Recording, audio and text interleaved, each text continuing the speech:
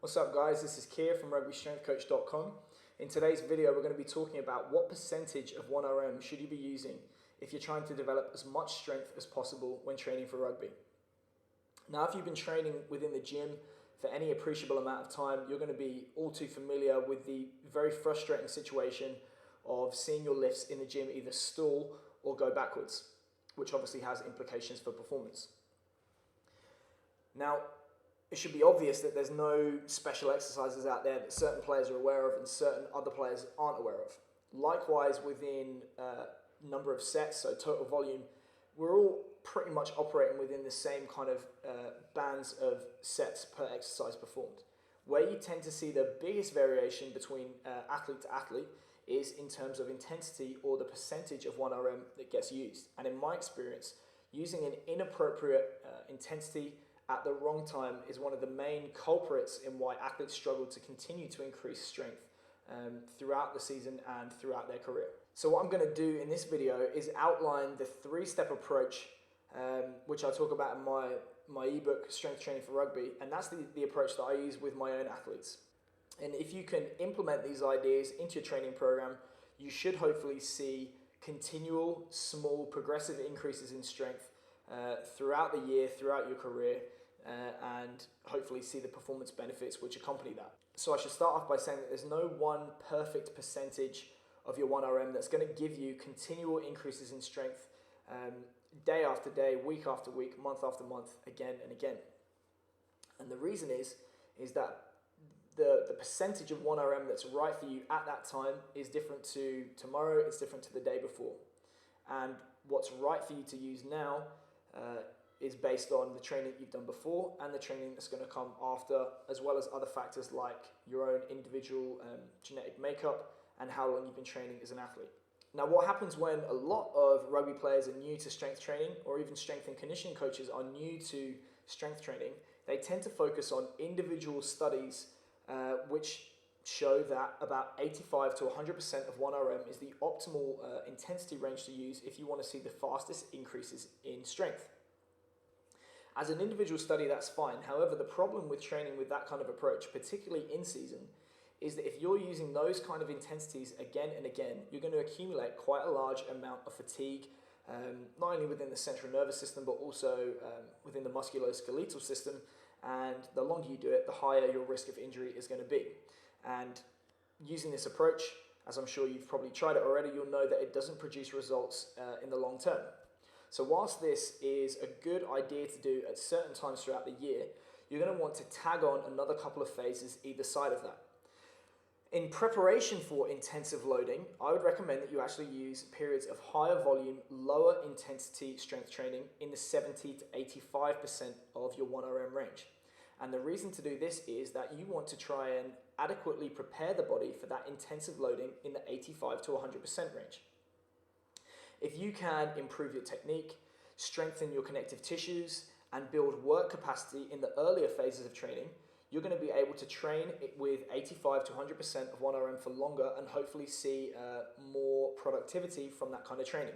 The final phase of training, which you're going to tag on the end of the 85 to 100% of 1RM range, is still high intensity, about 90 to 100%, but you're going to drastically reduce the volume. And the reason for this is that during traditional strength training, for example, 5x3, 5x5, with 80 to 100%, like I said, we accumulate quite a good amount of fatigue. So whilst we are stronger for doing that training, our ability to express that strength maximally might be inhibited by the fatigue that we've accumulated. So the goal of the final phase of training is to try and maintain that intensity and keep the gains that we've developed, but allow ourselves to recover and reduce that fatigue so we're able to maximally express strength.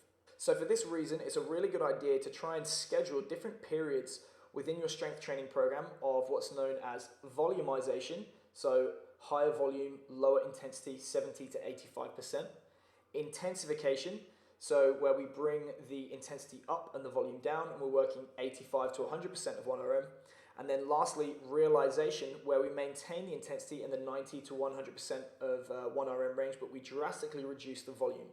And it's using this three-step approach that I've been able to see the best increases in strength for myself and also for my athletes, but also more importantly, while staying as healthy as possible and not accumulating a large amount of fatigue, which is going to affect performance in other areas like training and matches.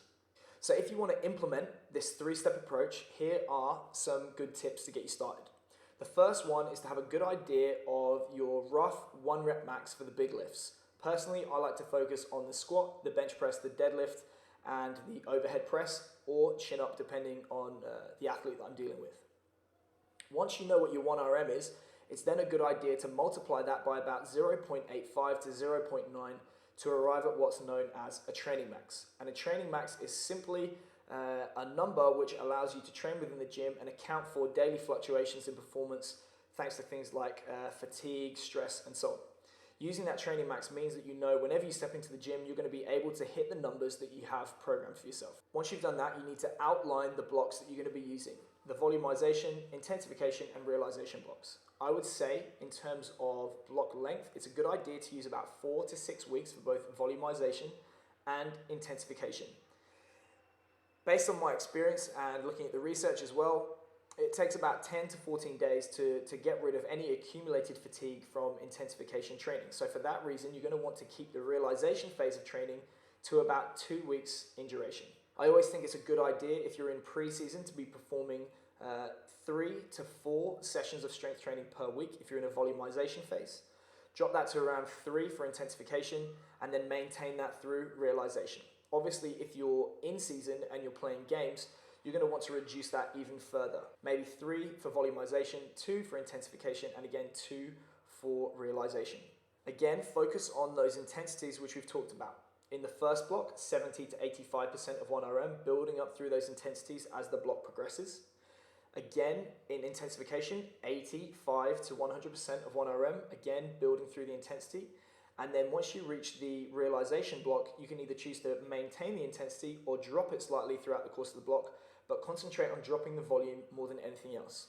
If you'd like a good guide on which volumes of exercise to use and how many reps per set to perform, a great resource to check out is Prelep. So if you just Google that or check out the link below, you'll discover a fantastic resource which I've found to be extremely useful in programming strength training for myself and for my athletes. Thanks very much for watching. If you like this video, please like, subscribe and share and help spread the word.